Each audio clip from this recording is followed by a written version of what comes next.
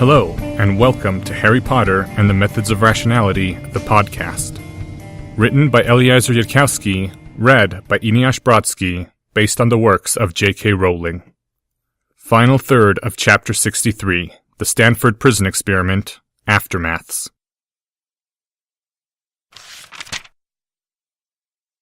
His wandering feet took him near an open window, and Harry went over and leaned his arms on the ledge and stared down at the grounds of Hogwarts from high above. Brown that was barren trees, yellow that was dead grass, ice-colored ice that was the frozen creeks and frozen streams. Whichever school official had dubbed it the Forbidden Forest really hadn't understood marketing. The name just made you want to go there even more.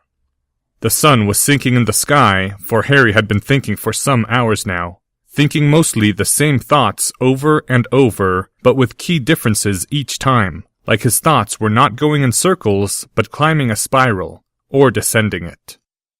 He still couldn't believe that he'd gone through the entire thing with Azkaban. He'd switched off his Patronus before it took all his life. He'd stunned an Auror. He'd figured out how to hide Bella from the Dementors. He'd faced down 12 Dementors and scared them away. He'd invented the rocket-assisted boomstick and ridden it.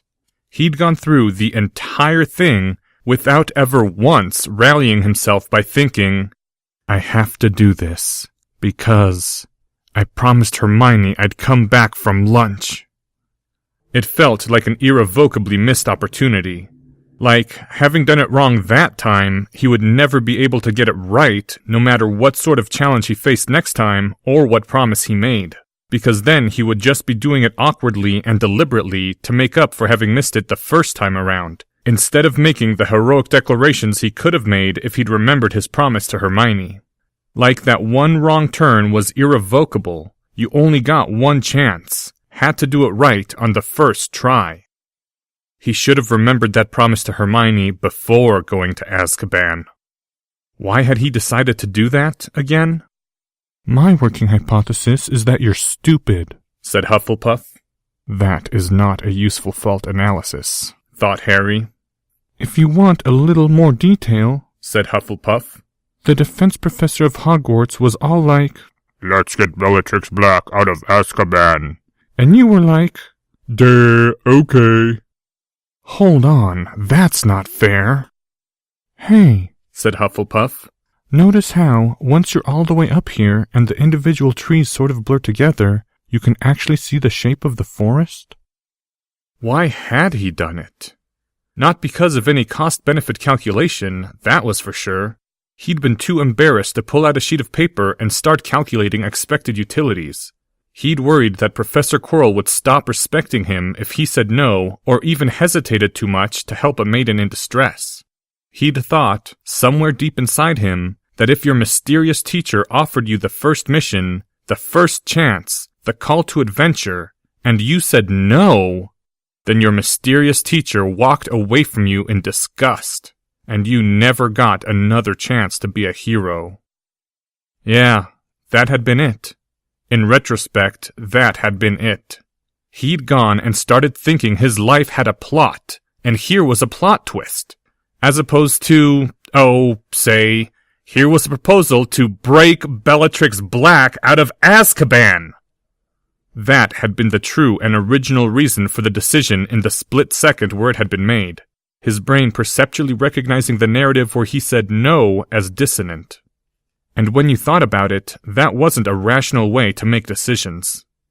Professor Quirrell's ulterior motive to obtain the last remains of Slytherin's lost lore before Bellatrix died and it was irrevocably forgotten seemed impressively sane by comparison, a benefit commensurate with what had appeared at the time as a small risk. It didn't seem fair. It didn't seem fair that this was what happened if he lost his grip on his rationality for just a tiny fraction of a second. The tiny fraction of a second required for his brain to decide to be more comfortable with yes arguments than no arguments during the discussion that had followed. From high above, far enough above that the individual trees blurred together, Harry stared out at the forest.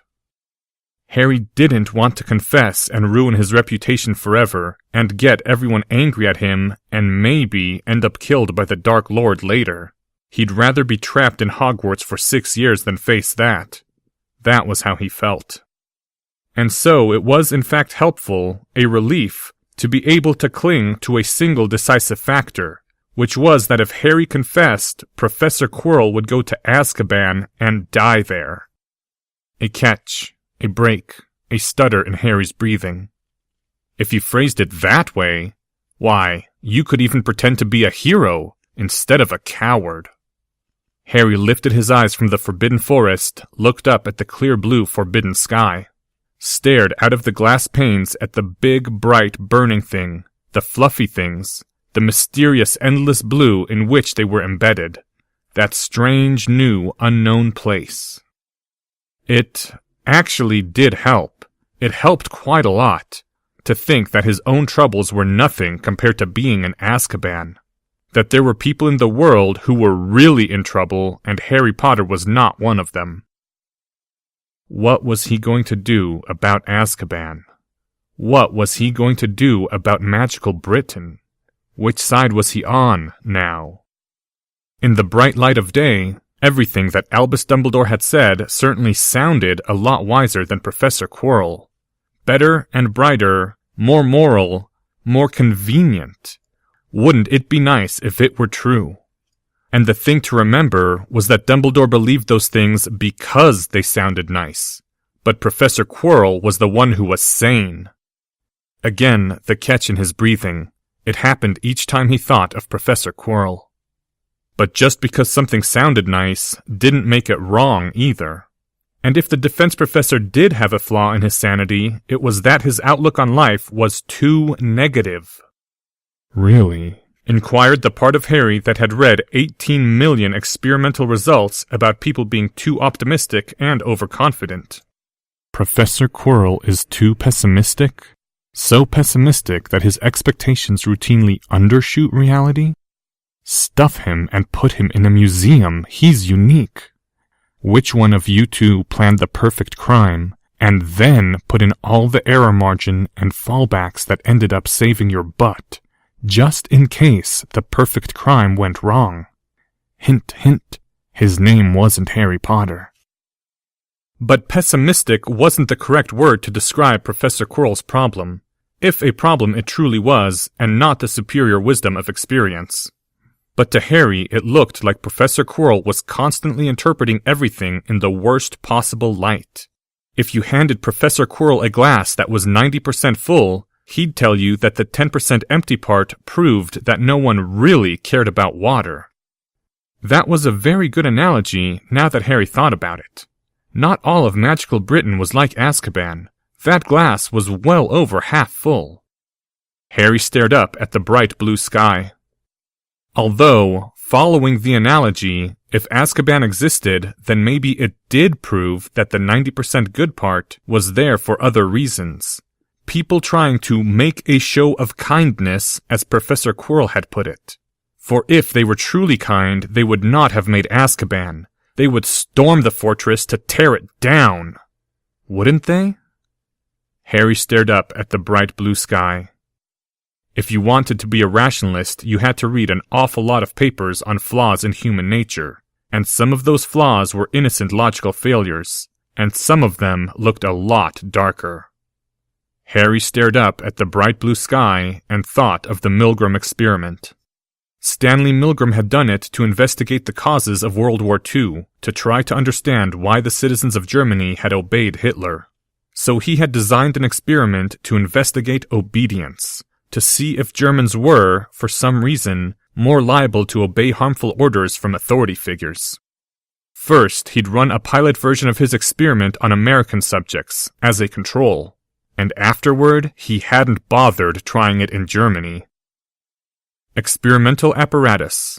A series of 30 switches set in a horizontal line, with labels starting at 15 volts and going up to 450 volts. With labels for each group of 4 switches.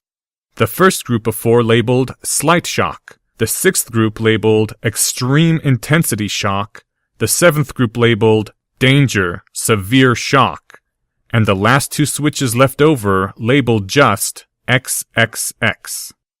And an actor, a confederate of the experimenter, who had appeared to the true subjects to be someone like them, someone who had answered the same ad for participants in an experiment on learning, and who had lost a rigged lottery and been strapped into a chair, along with the electrodes. The true experimental subjects had been given a slight shock from the electrodes just so that they could see that it worked. The true subject had been told that the experiment was on the effects of punishment on learning and memory, and that part of the test was to see if it made a difference what sort of person administered the punishment, and that the person strapped to the chair would try to memorize sets of word pairs, and that each time the learner got one wrong, the teacher was to administer a successively stronger shock. At the 300-volt level, the actor would stop trying to call out answers and begin kicking at the wall, after which the experimenter would instruct the subjects to treat non-answers as wrong answers and continue. At the 315-volt level, the pounding on the wall would be repeated. After that, nothing would be heard. If the subject objected or refused to press a switch, the experimenter, maintaining an impassive demeanor and dressed in a gray lab coat, would say, "Please continue." Then, "The experiment requires that you continue." Then, "It is absolutely essential that you continue." Then, "You have no other choice. You must go on." If the fourth prod still didn't work, the experiment halted there. Before running the experiment, Milgram had described the experimental setup and then asked 14 psychology seniors what percentage of subjects they thought would go all the way up to the 450-volt level. What percentage of subjects would press the last of the two switches marked XXX after the victim had stopped responding? The most pessimistic answer had been 3%. The actual number had been 26 out of 40. The subjects had sweated, groaned, stuttered, laughed nervously, bitten their lips, dug their fingernails into their flesh. But at the experimenter's prompting, they had, most of them, gone on administering what they believed to be painful, dangerous, possibly lethal electric shocks. All the way to the end. Harry could hear Professor Quirrell laughing in his mind, the defense professor's voice saying something along the lines of, "Why, Mr. Potter, even I had not been so cynical. I knew men would betray their most cherished principles for money and power, but I did not realize that a stern look also sufficed." It was dangerous to try and guess at evolutionary psychology if you weren't a professional evolutionary psychologist. But when Harry had read about the Milgram experiment, the thought had occurred to him that situations like this had probably arisen many times in the ancestral environment, and that most potential ancestors who'd tried to disobey authority were dead. Or that they had, at least, done less well for themselves than the obedient. People thought themselves good and moral, but when push came to shove, some switch flipped in their brain, and it was suddenly a lot harder to heroically defy authority than they thought. Even if you could do it, it wouldn't be easy. It wouldn't be some effortless display of heroism. You would tremble, your voice would break, you would be afraid. Would you be able to defy authority even then? Harry blinked, then, because his brain had just made the connection between Milgram's experiment and what Hermione had done on her first day of defense class. She'd refused to shoot a fellow student, even when authority had told her that she must. She had trembled and been afraid, but she had still refused. Harry stared down at the reddening horizon. The sun was sinking lower, the sky fading, darkening. Even if most of it was still blue, soon it would turn to night. The gold and red colors of sun and sunset reminded him of Fawkes, and Harry wondered, for a moment, if it must be a sad thing to be a phoenix, and call and cry and scream without being heeded. But Fawkes would never give up. As many times as he died, he would always be reborn, for Fawkes was a being of light and fire, and despairing over Azkaban belonged to the darkness just as much as Azkaban did. If you were given a glass half empty and half full, then that was the way reality was. That was the truth, and it was so. But you still had a choice of how to feel about it, whether you would despair over the empty half or rejoice in the water that was there. Milgram had tried certain other variations on his test. In the 18th experiment, the experimental subject had only needed to call out the test words to the victim strapped into the chair and record the answers while someone else pressed the switches. It was the same apparent suffering, the same frantic pounding followed by silence. But it wasn't you pressing the switch. You just watched it happen and read the questions to the person being tortured. 37 of 40 subjects had continued their participation in that experiment to the end. The 450-volt end marked XXX. And if you were Professor Quirrell, you might have decided to feel cynical about that. But 3 of the 40 subjects had refused to participate all the way to the end. The Hermiones. They did exist in the world. The people who wouldn't fire a simple strike hex at a fellow student, even if the defense professor ordered them to do it. The ones who had sheltered gypsies and Jews and homosexuals in their attics during the Holocaust, and sometimes lost their lives for it. And were those people some other species than humanity? Did they have some extra gear in their heads, some additional chunk of neural circuitry which lesser mortals did not possess? But that was not likely, given the logic of sexual reproduction which said that the genes for complex machinery would be scrambled beyond repair if they were not universal. Whatever parts Hermione was made from, everyone had those same parts inside them somewhere. Well, that was a nice thought, but it wasn't strictly true. There was such a thing as literal brain damage. People could lose genes and the complex machine could stop working. There were sociopaths and psychopaths, people who lacked the gear to care. Maybe Lord Voldemort had been born like that, or maybe he had known good and yet still chosen evil. At this point, it didn't matter in the slightest. But a supermajority of the population ought to be capable of learning to do what Hermione and Holocaust resistors did. The people who had been run through the Milgram experiment, who had trembled and sweated and nervously laughed as they went all the way to pressing the switches marked XXX, many of them had written to thank Milgram afterward for what they had learned about themselves. That, too, was part of the story, the legend of that legendary experiment. The sun had almost sunk below the horizon now, a last golden tip peeking above the faraway tops of trees. Harry looked at it, that tip of sun. His glasses were supposed to be proof against UV, so he ought to be able to look directly at it without damaging his eyes. Harry stared directly at it, that tiny fraction of the light that was not obscured and blocked and hidden. Even if it was only 3 parts out of 40, the other 37 parts were there somewhere. The 7.5% of the glass that was full, which proved that people really did care about water, even if that force of caring within themselves was too often defeated. If people truly didn't care, the glass would have been truly empty. If everyone had been like you-know-who inside, secretly, cleverly selfish, there would have been no resistors to the Holocaust at all. Harry looked at the sunset on the second day of the rest of his life and knew that he had switched sides. Because he couldn't believe in it anymore. He couldn't really, not after going to Azkaban. He couldn't do what 37 out of 40 people would vote for him to do.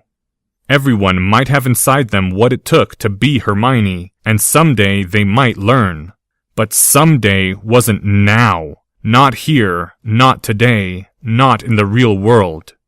If you were on the side of 3 out of 40 people, then you weren't a political majority. And Professor Quirrell had been right. Harry would not bow his head in submission when that happened. There was a sort of awful appropriateness about it. You shouldn't go to Azkaban and come back not having changed your mind about anything important. So is Professor Quirrell right, then? Asked Slytherin. Leaving out whether he's good or evil, is he right? Are you, to them, whether they know it or not, their next lord? We'll just leave out the dark part, that's him being cynical again. But is it your intention now to rule? I've got to say, that makes even me nervous. Do you think you can be trusted with power? Said Gryffindor. Isn't there some sort of rule that people who want power shouldn't have it? Maybe we should make Hermione the ruler instead. Do you think you're fit to run a society and not have it collapse into total chaos inside of 3 weeks flat? Said Hufflepuff. Imagine how loudly Mum would scream if she'd heard you'd been elected Prime Minister. Now ask yourself, are you sure she's wrong about that? Actually, said Ravenclaw, I have to point out that all this political stuff sounds overwhelmingly boring. How about if we leave all the electioneering to Draco and stick to science? It's what we're actually good at, and that's been known to improve the human condition too, you know. Slow down, thought Harry at his components. We don't have to decide everything right now. We're allowed to ponder the problem as fully as possible before coming to a solution. The last part of the sun sank below the horizon. It was strange, this feeling of not quite knowing who you were, which side you were on, of having not already made up your mind about something as major as that. There was an unfamiliar sensation of freedom in it. And that reminded him of what Professor Quirrell had said to his last question, which reminded him of Professor Quirrell, which made it hard once more to breathe, started that burning sensation in Harry's throat, sent his thoughts around that loop of the climbing spiral once again. Why was he so sad now whenever he thought of Professor Quirrell? Harry was used to knowing himself, and he didn't know why he felt so sad. It felt like he'd lost Professor Quirrell forever, lost him in Azkaban. That was how it felt.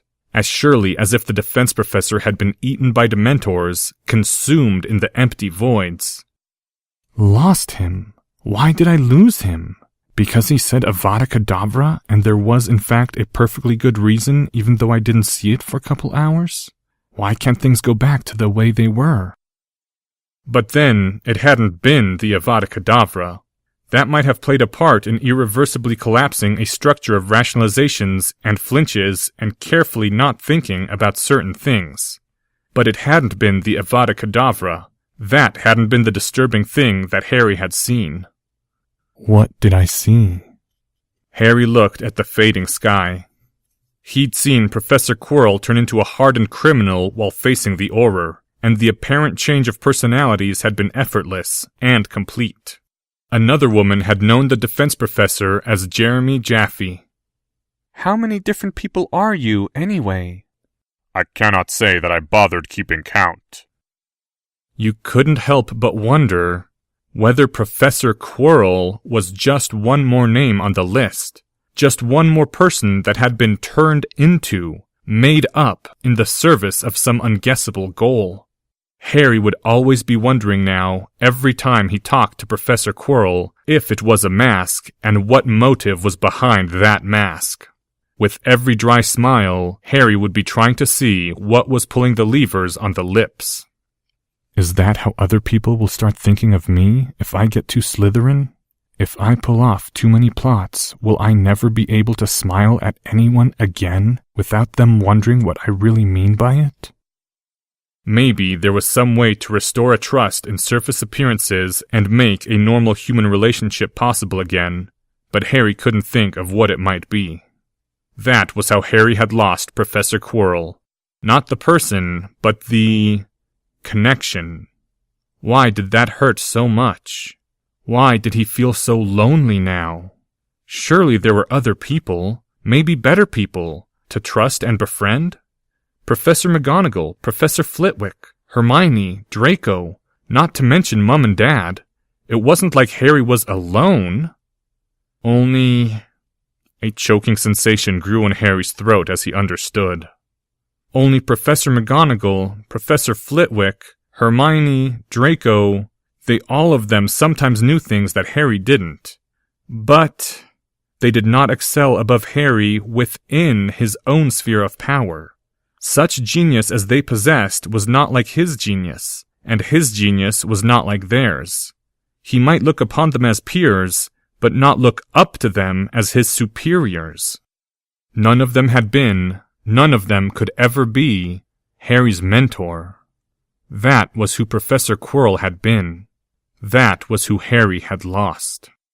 And the manner in which he had lost his first mentor might or might not allow Harry to ever get him back. Maybe someday he would know all Professor Quirrell's hidden purposes and the doubts between them would go away. But even if that seemed possible, it didn't seem very probable. There was a gust of wind outside Hogwarts. It bent the empty trees, rippled the lake whose heart was still unfrozen, made a whispering sound as it slid past the window that looked upon the half-twilight world, and Harry's thoughts wandered outward for a time, then returned inward again to the next step of the spiral. Why am I so different from the other children my age? If Professor Quirrell's answer to that had been an evasion, then it was a very well-calculated one, deep enough and complex enough, sufficiently full of suggestions of hidden meaning to serve as a trap for a Ravenclaw who couldn't be diverted by less. Or maybe Professor Quirrell had meant his answer honestly. Who knew what motive might have pulled the lever on those lips? I will say this much, Mr. Potter. You are already an Occlumens, and I think you will become a perfect Occlumens before long. Identity does not mean, to such as us, what it means to other people. Anyone we can imagine, we can be. And the true difference about you, Mr. Potter, is that you have an unusually good imagination. A playwright must contain his characters. He must be larger than them in order to enact them within his mind. To an actor or a spy or politician, the limit of his own diameter is the limit of who he can pretend to be, the limit of which face he may wear as a mask. But for such as you and I, anyone we can imagine, we can be, in reality and not pretense. While you imagined yourself a child, Mr. Potter, you were a child.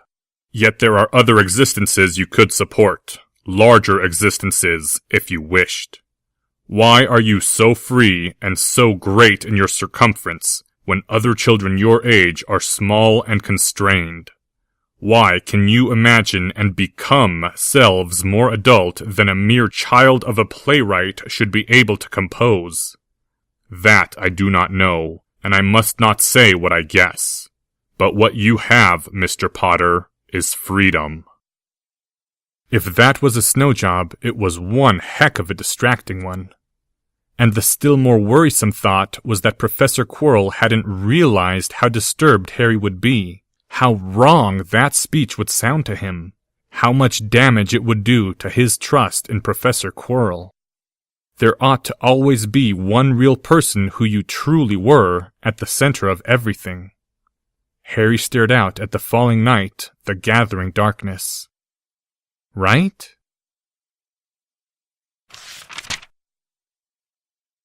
It was almost bedtime when Hermione heard the scattered intakes of breath and looked up from her copy of Beauxbaton's A History to see the missing boy.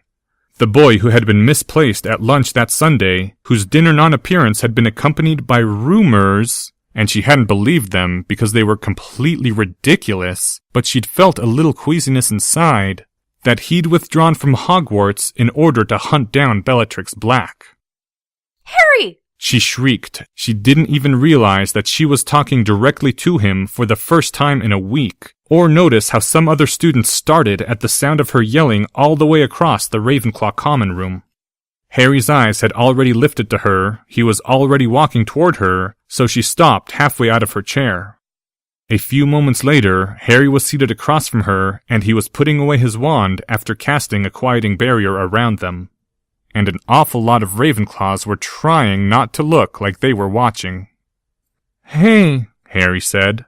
His voice wavered. "I missed you. You're going to talk to me again, now?" Hermione nodded. She just nodded. She couldn't think of what to say. She'd missed Harry too, but she was realizing, with a guilty sort of feeling, that it might have been a lot worse for him. She had other friends. Harry... It didn't feel fair sometimes that Harry talked to only her like that, so that she had to talk to him. But Harry had a look about him like unfair things had been happening to him, too. What's been going on? There are all sorts of rumors. There were people saying you'd run off to fight Bellatrix Black. There were rumors saying you'd run off to join Bellatrix Black. And those rumors had said that Hermione had just made up the whole thing about the Phoenix, and she'd yelled that the whole Ravenclaw common room had seen it. So then the next rumor had claimed that she'd made up that part too, which was stupidity of such an inconceivable level that it left her completely flabbergasted. "I can't talk about it," Harry said in a bare whisper. "Can't talk about a lot of it. I wish I could tell you everything, but I can't. I guess, if it helps or anything, I'm not going to lunch with Professor Quirrell anymore."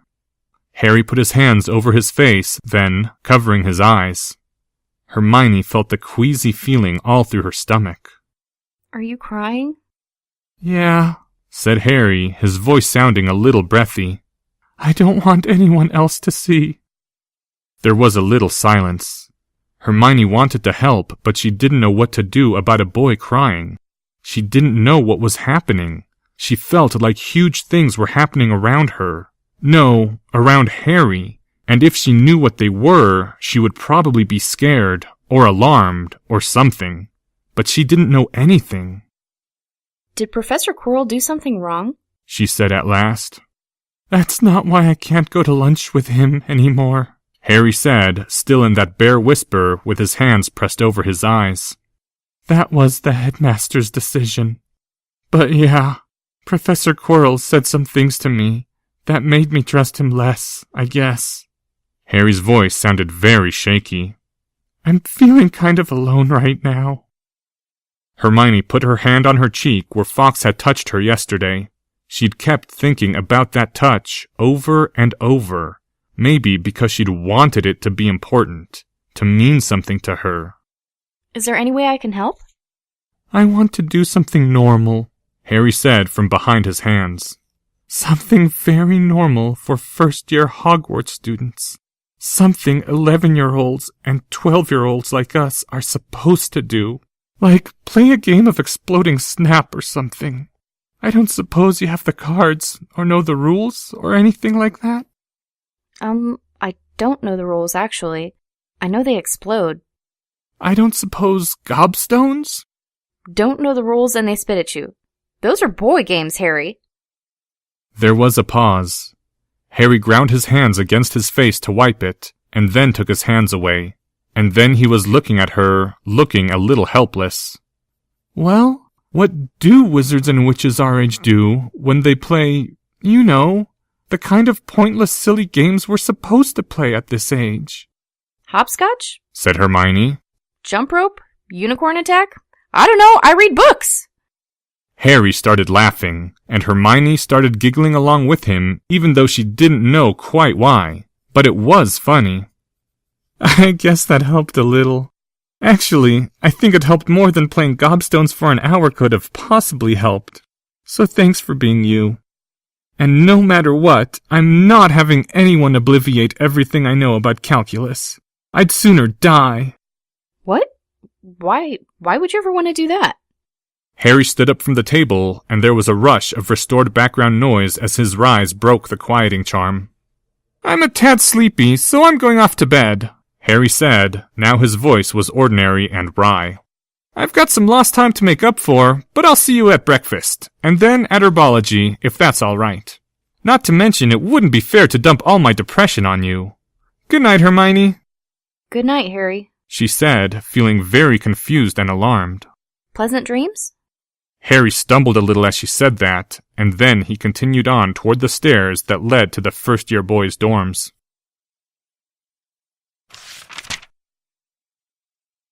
Harry turned the quieting charm all the way up on the head of his bedboard so that he wouldn't wake anyone else up if he screamed. Set his alarm to wake him up for breakfast if he wasn't up already by that hour, if indeed he slept at all. Got into bed, laid down, felt the lump beneath his pillow. Harry stared up at the canopy above his bed, hissed under his breath, "Oh, you have got to be kidding me." It took a few seconds before Harry could muster the heart to sit up in bed, pull the blanket over himself and his pillow to obscure the deed from the other boys, cast a low-intensity lumos, and see what was under his pillow. There was a parchment and a deck of playing cards. The parchment read, "A little bird told me that Dumbledore has shut the door of your cage. I must admit, on this occasion, that Dumbledore may have a point. Bellatrix Black is loosed upon the world once more, and that is not good news for any good person.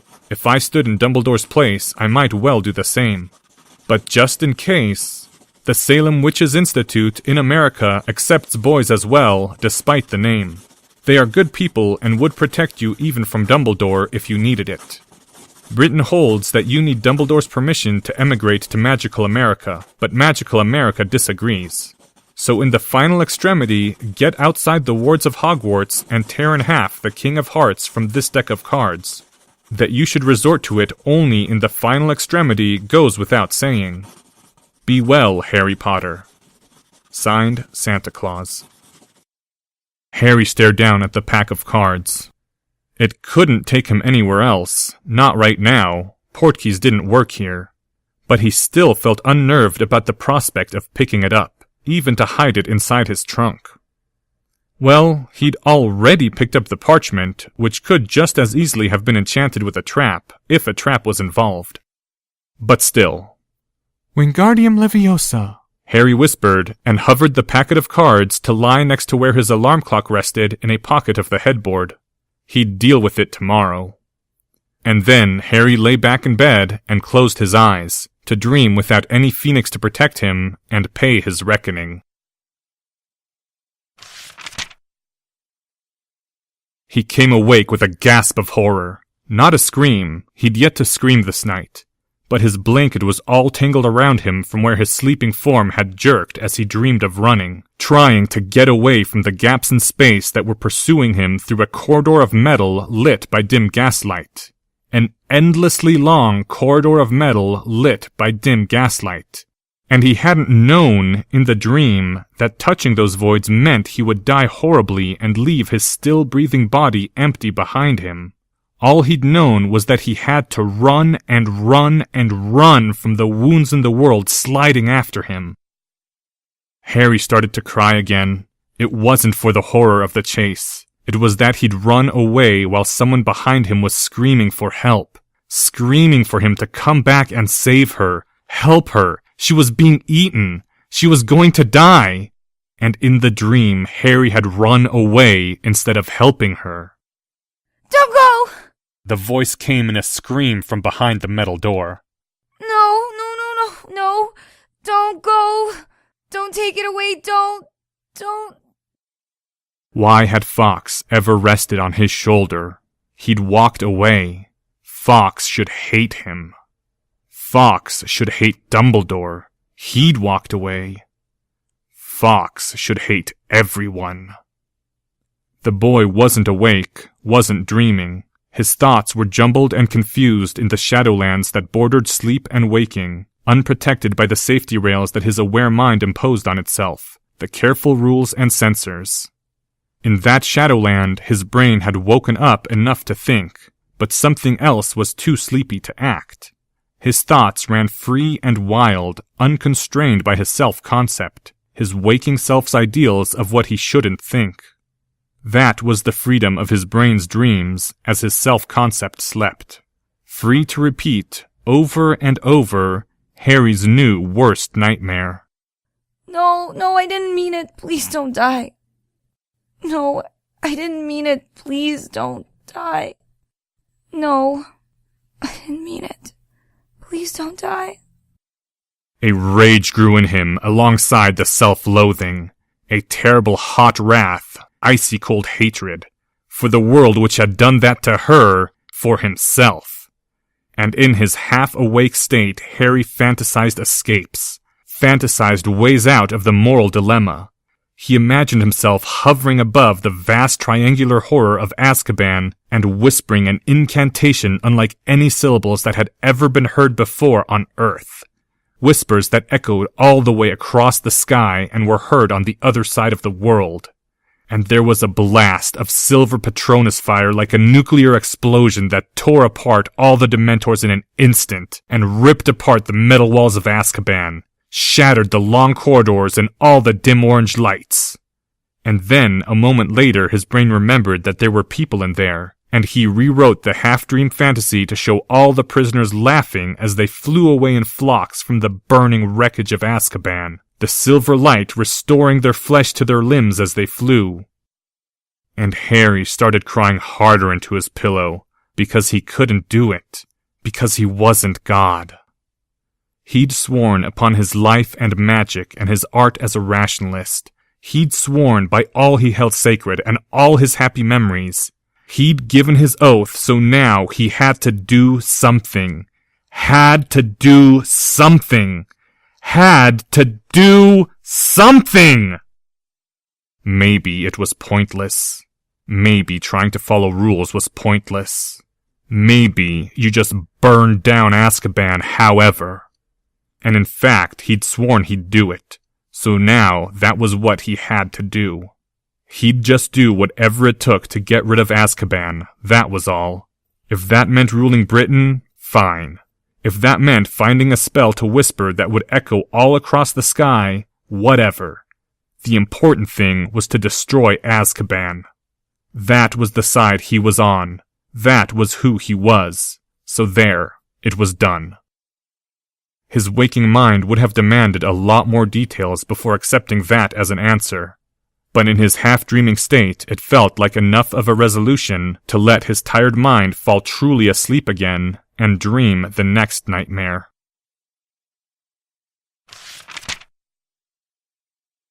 Final aftermath. She came awake with a gasp of horror, a disruption of her breathing that left her feeling deprived of air, and yet her lungs didn't move. She woke up with an unvoiced scream on her lips, and no words came forth, for she could not understand what she had seen. She could not understand what she had seen. It was too large for her to encompass, and still taking shape. She could not put words to that formless shape, and so she could not discharge it. Could not discharge it and become innocent and unknowing once more. "What time is it?" she whispered. Her golden jeweled alarm clock, the beautiful and magical and expensive alarm clock that the headmaster had given her as a gift upon her employment at Hogwarts, whispered back, "Around 2 a.m. Go back to sleep." Her sheets were soaked in sweat, her nightclothes soaked in sweat. She took her wand from beside the pillow and cleaned herself up before she tried to go back to sleep. She tried to go back to sleep and eventually succeeded. Sybil Trelawney went back to sleep.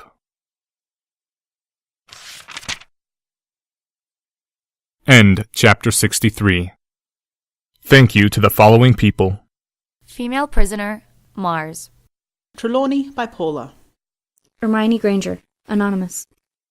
This chapter's original text, production notes, and attribution links, along with archives and much more, can be found at hpmorpodcast.com. If you would like to learn more about the art of rationality, please visit lesswrong.com, an online community of aspiring rationalists founded by Eliezer Yudkowsky. Some sound effects used are courtesy of the Free Sound Project. Today's music was Minute, Hour, Day, Week, Month, Year by City of Caterpillar. Thank you for listening. I'll be at Worldcon next week, but come back for a portion of 64, the Omake Files, Lord of the Rationality.